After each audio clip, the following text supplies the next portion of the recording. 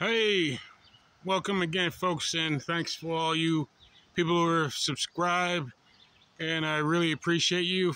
Always taking the time to show you all what I've been doing with my bees and how they're doing. If you look behind me, side by side, you can see that I had to move all those 5 frames. They are now into 8 frames. So again, thanks all you for subscribers and all you new people. Welcome to Farmer James Mountainside Beekeeping, Vermont Mountainside Beekeeping, where I'm talking about beekeeping in the mountains of Vermont and what's going on in my neck of the woods versus what beekeepers do down south and abroad. I try to share my opinion. It is my opinion. I try to use opinions that are supported by a lot of scientific research and data that has been conclusive information and factual information about honeybees and Apis mellifera, specifically the western honeybee. So I try to share that with you, and I try to share that with you not just with words, but with seeing is believing. Whereas you look behind me, you see some hives that are I'll show you and give you a tour. They're standing as tall as I am, and I'm 5'10", and the hives are over 6 feet. So the flow has been good. To all you followers who've been watching me from the spring to present, you've seen how colonies have grown from these nukes over here that are now, actually they were queens and 5-frame nukes, and they're laying so well based on my methodology of beekeeping. I put them in 8 frames because they have grown exponentially off of the 5 frames, and that is because of the honey flow that has been pretty good in Vermont. It's hot, I tell you. I mean, I was sweating my behind adding more boxes because the flow has been really great compared to last year. And that's a really good thing. It's also a really bad thing because if you're not also feeding your bees, and if you've seen an episode, and I'll leave a link to it up above, then you would know I always said the bees need that nourishment because the flow is like a marathon for them, an ultra marathon, because the queens are laying. The workers are working hard to feed the queen, to feed the babies, the pollen, the nectar, so forth, so that they can become a queen-right colony. But also, sometimes, because there's a strong flow, we have a lot of queen cells or supersedure cells right now, which I'm saying, but queen cells when it usually begins.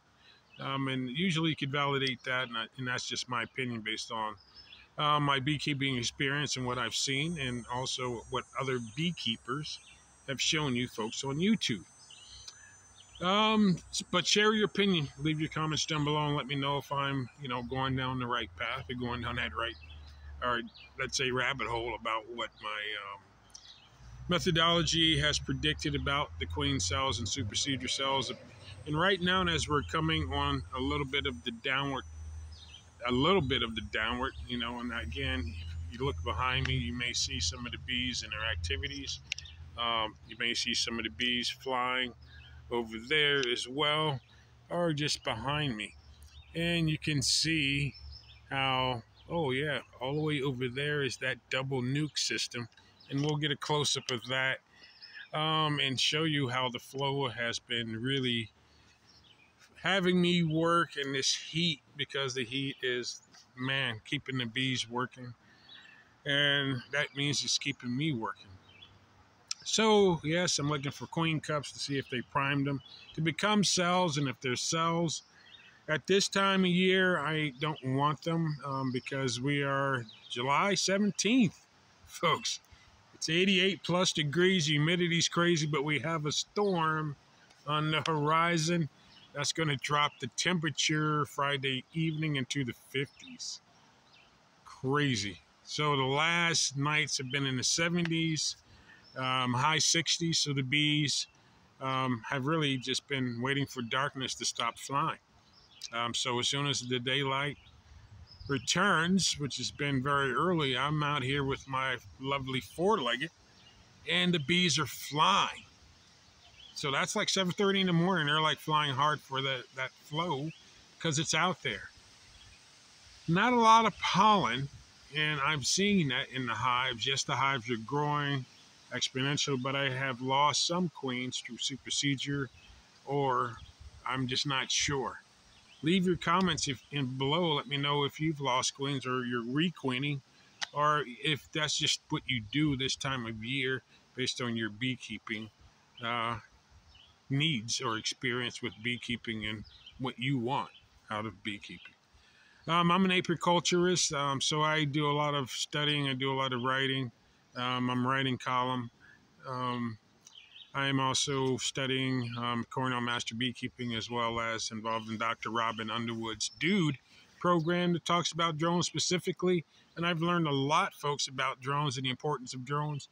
And that's probably why my colonies are growing the way they are, because I'm doing everything I can, not just to keep the bees happy, but also the drones are very strong in my colonies, also feeding the colonies so that all of the bees are healthy. I will be doing an alcohol wash because, as science has proven, alcohol wash is the best way to do a mite count. Although I have incorporated IPM in my toolbox, as well as other things such as screen bottom boards, brood breaks, which these genetics do on their own. They give me brood breaks because they force me to make splits. And I'll show you as I relocate myself.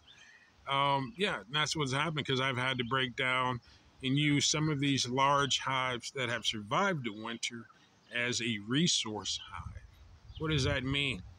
Well, that means I've taken brood, I've taken large frames of either nectar or pollen that they've packed, and I've used them for these new queens that are now in their own 8 frame and or splits that I made that are growing right there. So I've been using them because these bees, these older queens, which are the ones I'm using as resource hives, they continue to create supersedure cells and or swarming cells. So I'm having to go in because they're growing exponentially in many ways, but seem to just pack 2 or 3 boxes no matter how many boxes I add. Yeah, so work, folks. Beekeeping is work, work, and more work. But I love it. That's why I got into it, and I do it full time. So yeah, leave your in the comments and let me know. And that's why you do it full time, because you love it. It's Farmer James, Mountainside Beekeeping. So welcome all you newcomers and new subscribers. I appreciate you subscribing. And if you're just a viewer, please subscribe so I can keep just talking about the content and what I do. And that is focus on mountainside beekeeping, specifically in Vermont. But the climate really has us sort of very similar to other beekeepers across the country. And one in Canada noticed that the bees are working harder, and that's because it's warmer and the climate zones are changing, including where I'm at, which used to be zone 4, and now the climate zone is 5. So the bees are working, and they're working, and they're working, and I'm needing to add supplements to keep them going. So I'm adding, if you saw one of my past videos, I showed all of what I'm doing to keep these bees happy and going.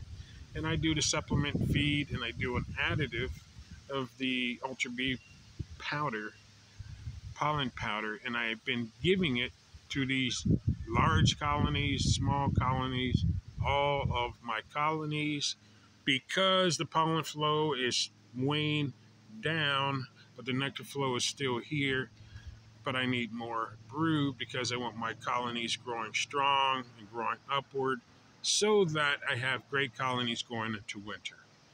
And in Vermont, and maybe in other places, if you haven't noticed, people are planning for winter. Terrible word to describe when it's 88 plus and 95 plus based on field temperature and humidity 70 plus. So it's not nice, folks. It's been sweat to the sweat, more sweat. But I'm doing it because I love it, because of the bees. Things are changing weather-wise. The bees are going to calm down. I'll definitely start harvesting honey.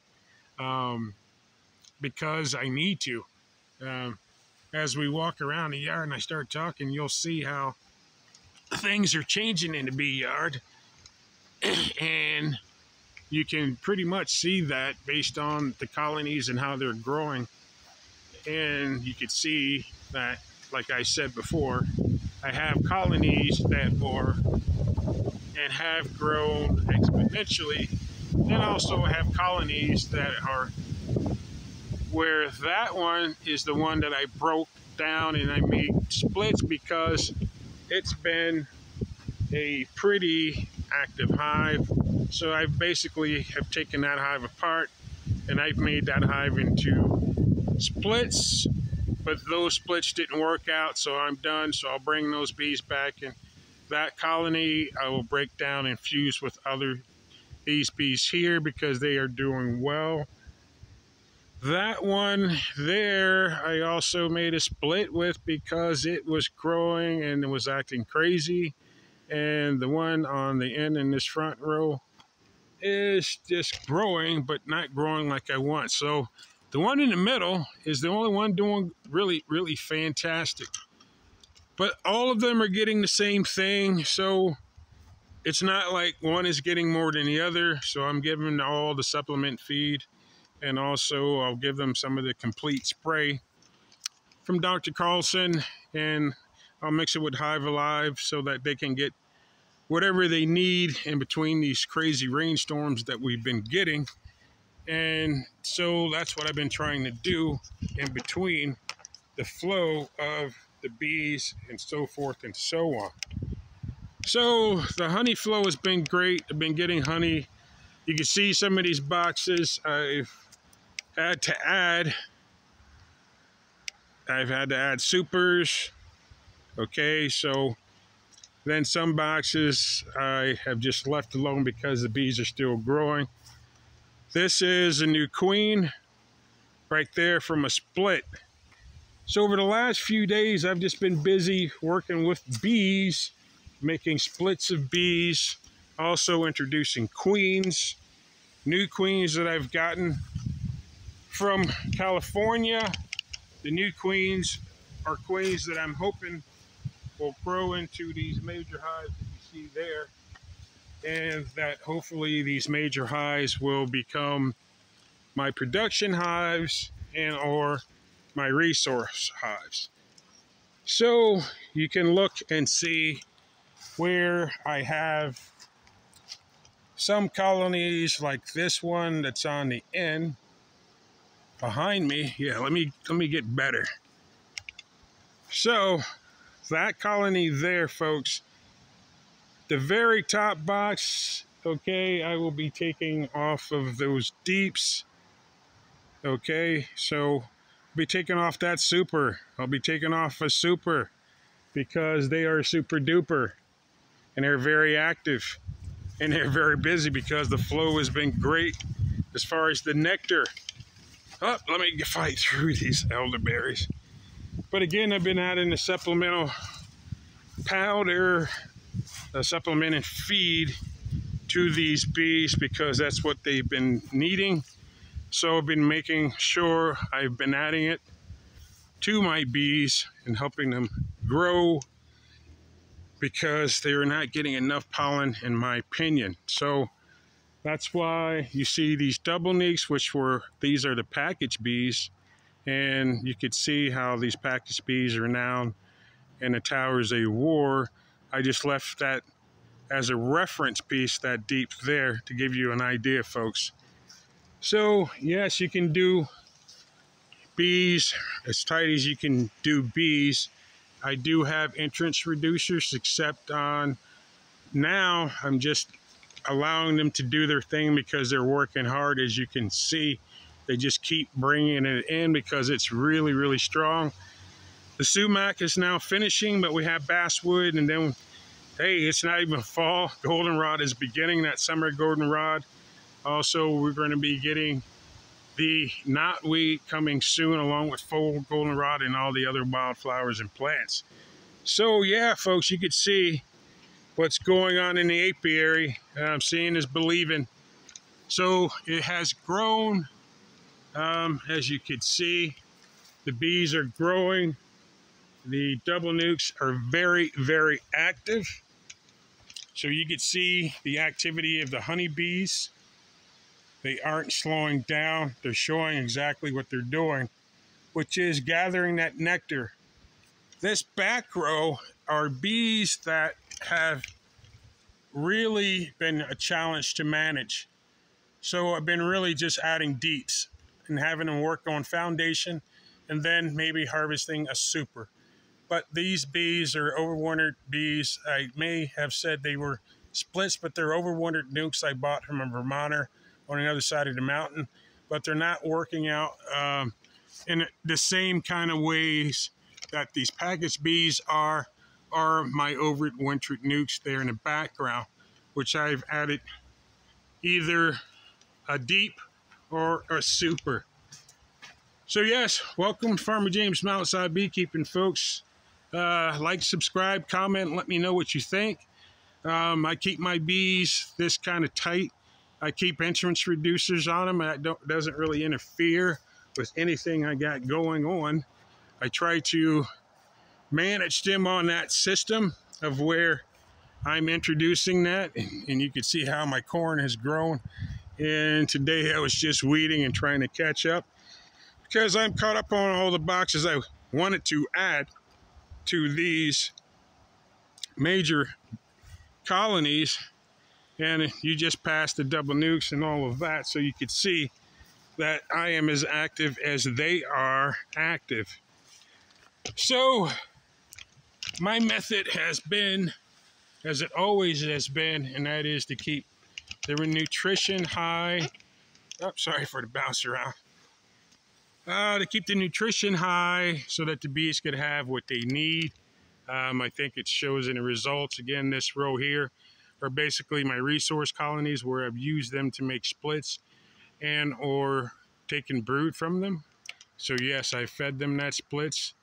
Back there is a very strong production hive, which is now 3 deeps, 3 supers, along with some of the other hives that are the same, and those package bees that you see there in the back row, which are, you know, the equivalent of, I would say 2 deeps, 2 supers, but I'm using the side deeps, so they're now 3 stacked, 4 frames each, so yeah, 8 times 4 deeps would be 32, so they have 32 deep frames on those package bees. So yeah, my methodology seems to be working, and again, it's all about trying to work the bees when the flow is here and not really feed the bees except what they need to keep them going. If you think you are actually, you know what, please share your comments, share your opinion, let me know. This is my method of beekeeping. This is what I feel we need to do here in Vermont. This is what I feel we need to do as beekeepers living up in the mountains, where the resources are sort of like here one week, next week they're not. You know, the weather has not been the best, not just for us, but also the weather has not been great for the honeybees. So, you know, you've done your homework, and like I started in my first video, I said you really got to, you know, learn every single day about the honeybee, because these honeybees are working every single day how to survive in what we've given them in our country. It is a lot of crap. Okay, so these bees have learned how to survive for thousands of years through all the crap that we've given them. So I'm trying to give them some good stuff. I add that supplements. I do the essential oils. I try to buy bees with the genetics that survive in the mountains of Vermont, because that's where I live, folks. As you know, Farmer James Mountainside Beekeeping, Vermont, Mountainside Beekeeping. So that's what I talk about. Over the last 2 weeks, folks, it's been just work the bees, work splits, work queens, new queens packages. It's just been work. I did lose some queens, and I think it is what it is. You know, there are a few things that have kind of caused these bees to have had a problem or had an issue.